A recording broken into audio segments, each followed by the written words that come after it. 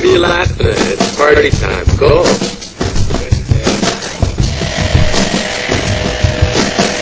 Yeah. That's where you get the Android Mini. It looks human, but it's the technology extending itself and working on its own evolution.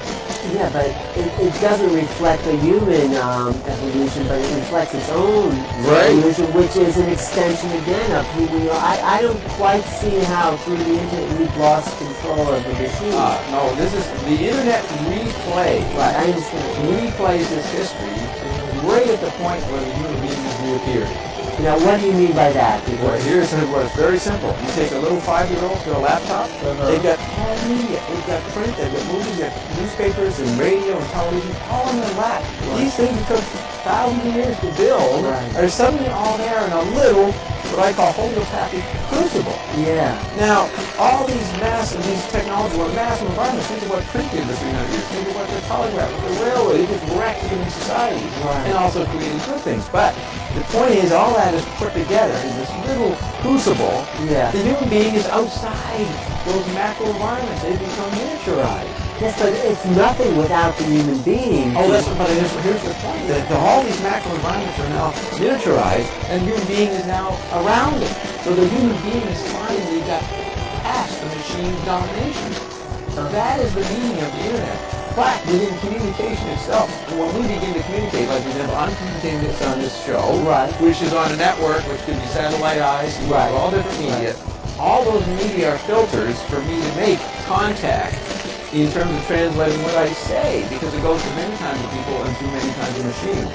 So how do you explain the little kid who's going to go through all these technologies, how are they going to communicate with another human being other than one-on-one?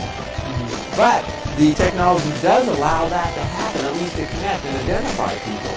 But the historical weight of each of those media, like money, newspapers, was built America, built republicanism. The movie, the radio, which created World War II, and then television, which created the cultural wars, and then the computer creates an endemic crisis and allows genetic engineering, which will come in and mutate the human body. All these historical factors are sitting there like a lump of dung, while the human being now is outside and can stand on top of it.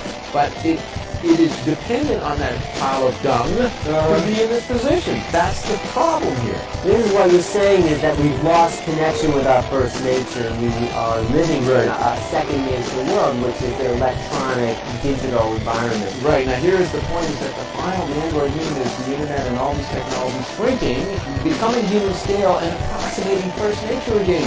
That's the amazing thing.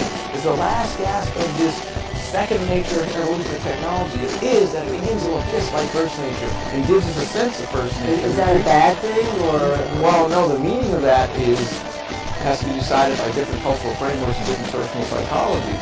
But it's definitely not a bad thing. It is a big singularity now. And that's what I mean, how we've reappeared as human beings. We've reappeared through the duplication of this technology.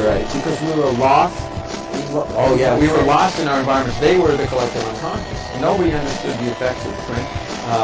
When Columbus goes out and conquers North America and the old pre-literate cultures there, Columbus and them didn't understand the effects of their environment. They were just motivated to move out into visual parameters due to the effect of printing and those visual bias technologies. But they encountered their culture, which was very powerful in a lot of ways, but not powerful to deal with this new alien print-oriented culture.